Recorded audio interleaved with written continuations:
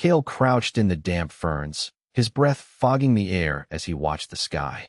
Above him, the canopy of the terraformed world was a cathedral of green, filtering the twin suns into a mosaic of shifting light. Below, the ground pulsed with the slow, rhythmic beat of giant fungal blooms, their caps the size of wagons. His fingers traced the unfamiliar texture of his datapad, its surface cool against his skin. He'd been tracking the migration of the sky whales for 3 cycles, and today, he would finally understand their song. The avians called it blasphemy. Kale called it poetry. The air grew still. A shadow fell over him, and he froze. Not a bird. Too large. Too deliberate. From the dense foliage above, a figure descended, silent as falling ash. It was tall, draped in woven feathers and bone, its face a mask of rigid disapproval. The avian's obsidian eyes locked onto Kale's datapad. Curiosity is the root of rot. It hissed, its voice like dry leaves scraping stone. You humans dig where you should not. Kale didn't move. You fear what you don't understand. The avian's talons clicked as it took a step closer. We understand enough to know that some doors should never be opened. The datapad slipped from Kale's grasp as the avian lunged. It shattered against the fungal cap, its screen flickering once before dying. Kale scrambled backward, his heart hammering against his ribs. The avian didn't pursue. Instead, it stood over the broken device, its wings unfurling slightly, as if to shield the jungle from further corruption. You have been marked, it said, turning to leave. The watchers will come. Kale waited until the avian was gone before rising. His hands trembled as he knelt beside the ruined datapad. The sky whale's song had been so close. Now it was lost. But the avian's words echoed in his mind. Marked. He'd heard the term before, in the fragmented logs of the first human colony. It meant exile. It meant death. He wiped mud from his face and looked up at the canopy. The sky whales were still there, their massive forms gliding through the gaps between the leaves. Their song was still there, too, a low hum vibrating through the ground. He closed his eyes, focusing, letting the vibrations seep into his bones. The song wasn't just sound. It was data, a map, a warning. The jungle grew darker as Kale followed the vibrations. The fungal blooms glowed faintly now, casting long, twisting shadows. The air was thick with the scent of wet earth and something else, something metallic, like blood. He'd been walking for hours, his feet raw from the thorns, his throat dry from the humid air. But he didn't stop. The song was guiding him, pulling him deeper into the unknown. Then he heard it. Not the song, but something else. A rhythmic thumping, like a drum. Louder. Closer. He ducked behind a thick trunk of a bioluminescent tree, its roots gnarled and ancient. Through the foliage, he saw them. A procession of avians, their feathers dyed in patterns of red and black. They moved in perfect unison, their steps synchronized, their heads bowed. At the center of the group, carried on a litter of woven vines, was a figure wrapped in layers of silk. Kale's breath caught. The figure was human, or had been. Its skin was pale, its eyes closed, its limbs unnaturally still. The avians chanted as they walked, their voices rising and falling in a hypnotic cadence. Hail the unblinking eye, they intoned. Hail the purity of silence. The procession passed without noticing him. Kale waited until they were gone before stepping out from behind the tree. The human on the litter, was it alive? He couldn't tell. The avian's chant had been a funeral dirge, but the figure's stillness was too perfect, too deliberate. He followed them, keeping to the shadows, his movements silent as a cat. The jungle seemed to hold its breath around him, the fungal blooms dimming as he passed.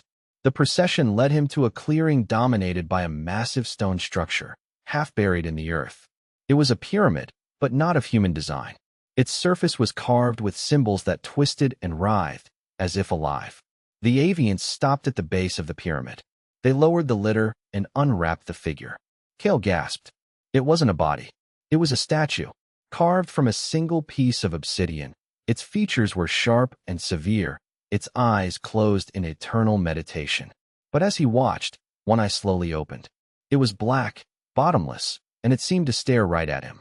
The avians didn't notice him. They were focused on the statue, their chants growing louder, more frantic. They placed offerings at its base, fruits, stones, and small animals, which twitched and died as they touched the obsidian surface. Kale felt a chill crawl up his spine. The statue wasn't just art. It was alive, or something like it. He crept closer, his boots crunching softly on the gravel. The avians turned as one, their obsidian eyes locking onto him. The chanting stopped. The silence that followed was heavier than any noise. The marked one of them said, its voice devoid of emotion. "You should not be here." Kale didn't answer. He couldn't take his eyes off the statue's open eye. It seemed to pulse, as if beating in time with the sky whale's song. The vibrations were stronger here, resonating through the ground, up his legs, into his chest. He realized what the statue was. It was a receiver, a tuning fork for the jungle's song. The avians advanced, their movements fluid and predatory. Kale backed away, his mind racing. The statue's eye followed him, unblinking. The sky whale's song was louder now, a crescendo of sound that made his teeth ache. He had to understand. He had to know. "You humans are a plague," the lead avian said, its wings spreading wide. "You consume. You destroy. You ask questions that have no answers." Kale stopped. "The song," he said, his voice barely a whisper. "What does it mean?" The avian's feathers ruffled. "It is the voice of the world, and you are not worthy of hearing it." With a cry, the avians lunged. Kale dodged, diving behind the pyramid as talons raked the air where he'd stood. The stone was cold against his back, vibrating with the song. He pressed his ear to it, and the vibrations became clearer. Not just sound. Words. A language. The avians circled the pyramid, their shadows stretching long in the fading light. Kale stayed low, his fingers tracing the carvings on the stone. The symbols were repeating, a pattern that mirrored the sky whale's song. He traced one, and the stone beneath his fingers grew warm. A hum filled the air, and the pyramid shuddered. "What are you doing?" the lead avian shrieked. "I'm listening," Kale said.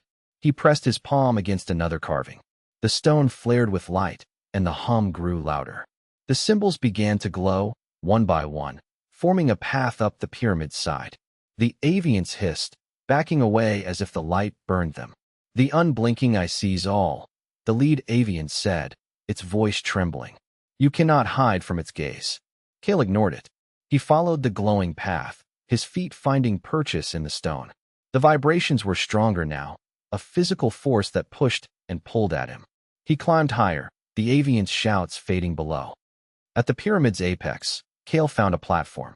The obsidian statue stood there, its single eye open, staring at the sky. The sky whales were directly above, their massive forms silhouetted against the twin suns.